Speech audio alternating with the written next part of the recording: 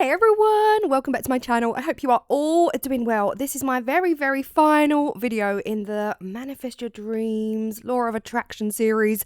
I am back on the Jesmonite. Jesmonite is a two-part system with powder, and down below I will link the Jesmonite official website where you will be able to find your nearest stockist. So they have stockists all around the world. You just have to find your nearest one if you're interested in playing around with this. Now, the mold I'm using is the elongated druzy edge mold from Moulds and Shapes. Of course, get your discount code down below. We are going for a little gentle chuck it in technique. Now, Jesmonite AC100 is a biodegradable, eco-friendly medium, but once it's sealed, it should last you many years to come.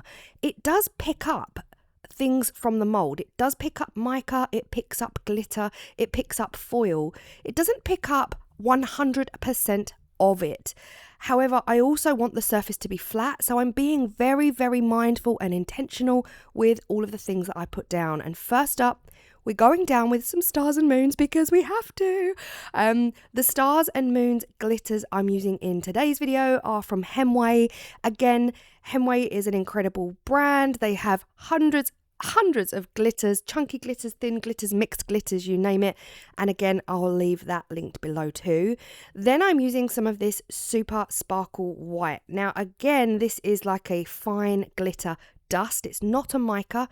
It is a simple glittery sparkle that you can add into your resin or directly onto the mold. This is just going to give it a little bit of a shimmer, and you can kind of see it here from an angle. So from above you can't really see anything, but from an angle, once I bring the camera down, you can see what I've done. On top of that, I'm just adding a little bit of silver foil, making sure that it is as flat on the mold as possible, because again, I don't want my surface to be bumpy once I demold. The Jesmonite will pick up the majority of this, but it won't pick up all of it. It never has. It's very good at picking up mica, and it can pick up foil. Sometimes there are things left behind on the mold, and that's absolutely fine. But again, in the same breath, I don't want to go too crazy and put too much on here. I'm just using some mica colours here. So I've got the Arteza purple that I've just run out of. That was the end of that. And I'm using some Resin Pro powders. Guys, I'm so excited. Resin Pro. If any of you have been with me for the last few years, you'll know that I have said multiple times Resin Pro is my absolute favourite mica powder. Resin Pro contacted me last week to work with me, which I am crazy excited about. I think I worked with Resin Pro around 7 years ago, but it was a one-off, and now they've actually sent me a whole bundle of new mica powders with a mold and some Resin Pro resin. So keep your eyes peeled for my next series where I will be using all of the goodies that Resin Pro sent me. Now, I've done the mold, I've put the powders in, I'm now weeding the vinyl. So again, this was 2 images on the Cricut design space. So I was typing in things like law of attraction, manifest your dreams, positivity, and this phrase came up, she is fearless. And I thought, absolutely yes, I love that so much. Then separate to that, an image of a female eye with hair and stars and moons, and just a beautiful image came up. So I welded both of them together to create this vinyl. Now, back to the Jesmonite. To colour my Jesmonite, I'm using the Homeware Design Pigments. These are my absolute go-to colourings for Jesmonite AC100. They are great for other eco-pouring mediums, but for me, they work best with Jesmonite AC100. Jesmonite AC100 holds its colour. It holds the colour separately, and I find that a lot of eco-pouring mediums don't. It gets a bit murky, and because they are water, you add water, it doesn't hold the colour as strong as Jesmonite does. Right, so Jesmonite again is a 2-point system, so liquid and powder. 1 to 2.5 ratio. So for every, let's say, 100 grams liquid, you want 2.5 that, right? So I've poured my liquid in, and then I just use my calculator, times it by 2.5 to get my powder content. I didn't work out prior how much I'd need. So again, I'm really not very good at that. And again, this is an acrylic based system. So really, really fun. Now I have to say, the last time I did Jesmonite, if you guys remember on my channel, I had a ton of Jesmonite and it's such a waste, and it irks me that I bought that much. But I genuinely bought the biggest kit available at the time, and it came on a pallet, a giant pallet. And sadly, with the house move and not doing so much Jesmonite, I didn't get through it and it went off. So the last time I tried Jesmonite, I was seriously struggling. And then when I really looked at how old the Jesmonite was, it was well and truly well over 2 years old. It's got a 1 year shelf life. So what I did was I went onto MB Fiberglass. That's where I get my polyurethane as well. I went onto the MB Fiberglass website. That is a stockist here in the UK. And I just ordered a small kit because I have been desperate to get back into Jesmonite. I've missed it so much. Into the Jesmonite, once I've mixed it, I've poured in some of the Amethyst pigment from Homeware Design Co. Now, when I first started Jesmonite a few years ago, the rule of thumb was to pour it close to the mould. Don't lift it high up off the mould. You'll create more air bubbles. Pour it real close to the mould. But honestly, with these druzy edge moulds, I find that pouring it from high up just helps the Jesmonite get into the nooks and crannies more than if I was to just bring the cup all the way down to the surface and pour from there. So I think you have to find what's working best for you. And again, Jesmonite AC100 is one of my favorite eco pouring mediums. It comes with instructions. I tend not to follow the instructions.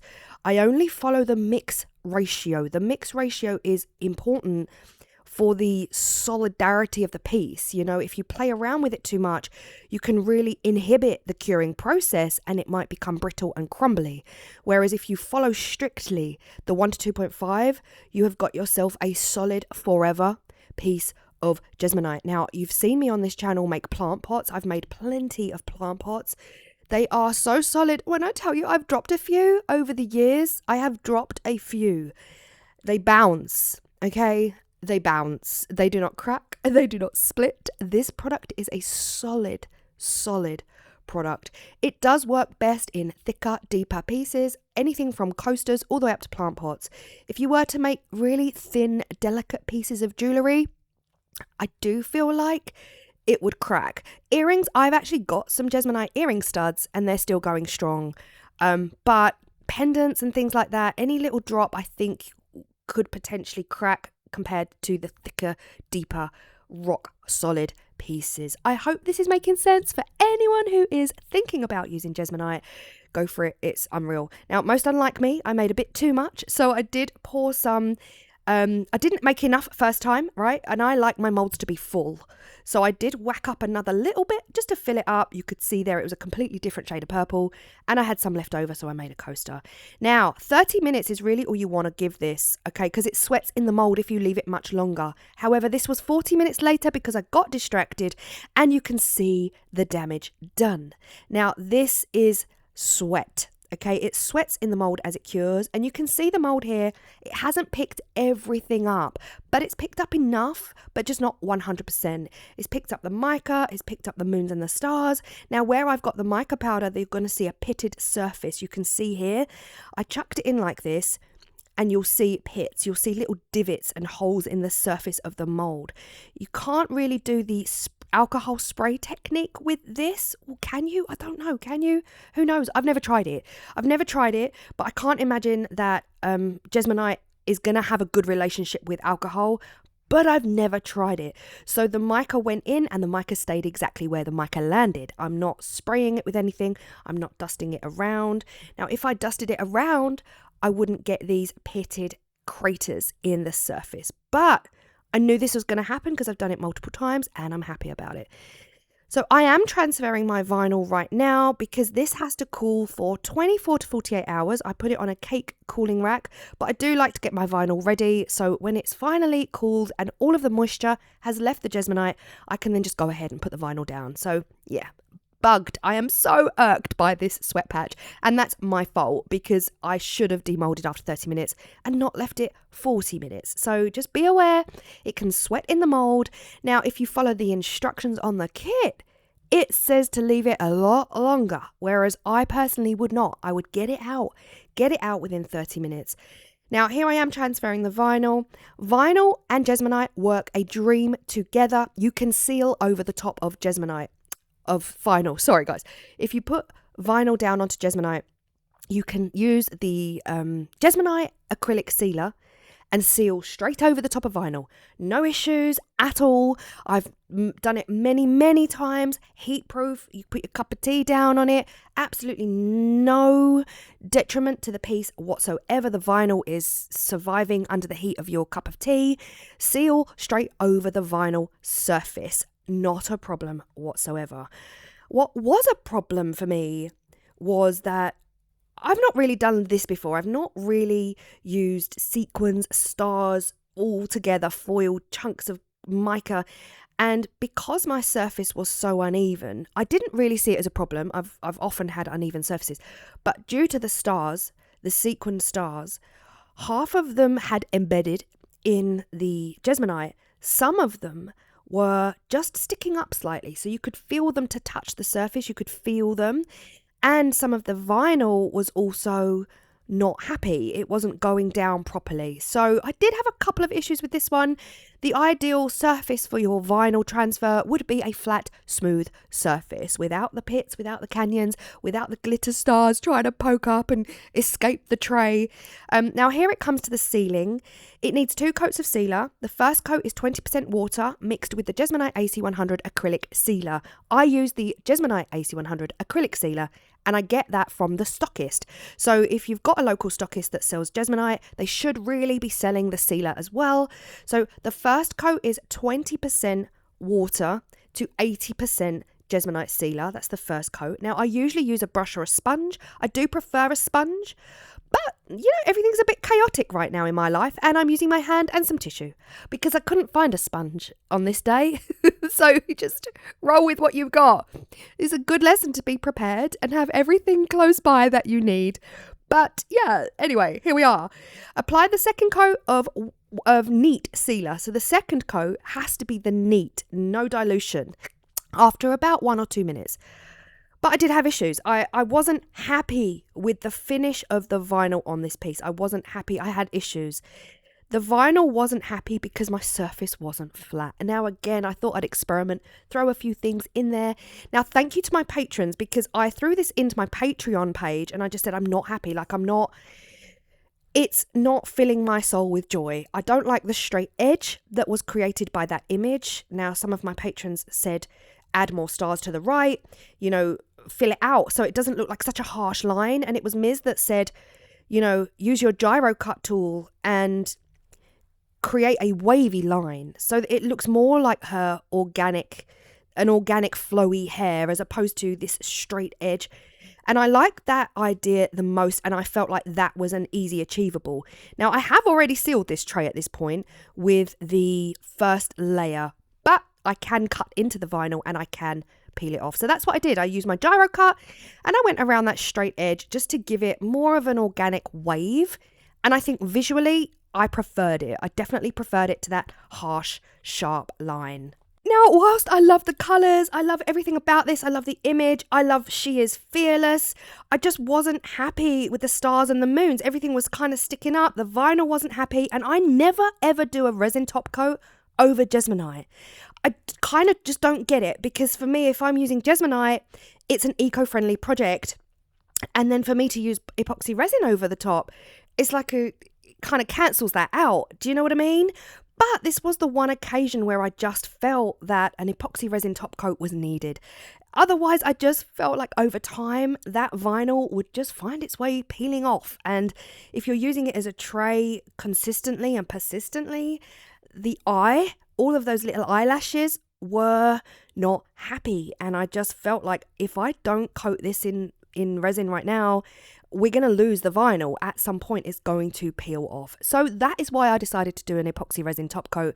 Not something you ever usually see me doing. I usually seal it with Jesmonite sealer. It is good forever, and that's usually where I leave it. But I'm not angry about it. I feel like the image itself, the stars, the moons, the eyelashes, all of the stars in the vinyl decal. It does lend itself to being a little bit more sparkly, a little bit more gorgeous and yummy. Jesmonite will and always is matte. You can get gloss sealers. I have not yet used a pure gloss sealer, but I do believe that Jesmonite have a gloss sealer. I've just never used it. I'm really happy with Miz's suggestion to use the gyro cut and get rid of that sharp, harsh, straight line. But I do have some issues still. There's like a little bit of vinyl that is just poking out of the surface of the epoxy resin. Just here you can see there's a star that's decided it wants to float up, but half of that star was embedded in the Jesmonite, right? So unless I create craters in the Jesmonite even more to get the stars out, it was just a case of rolling with it. It hasn't really taken away from the final piece. It's right up in the top right hand corner, so it's not something you're just going to sit there and feel, you know. You could still use it as a tray. I absolutely love it. I cannot wait to do more Jesmonite. My new series starts next week with a little bit of something in between. There's one video that's going to be out there completely unrelated to any series whatsoever, and I cannot wait. Oh my gosh, guys, I cannot wait to share that video. That will be the next video for you guys to see, and I hope that inspires you as well. And then we move swiftly on to my brand new series, which I am about ready to burst for. I wonder if you guys could guess what it's going to be from the tone of my voice. I will see you all in the next video. Bye.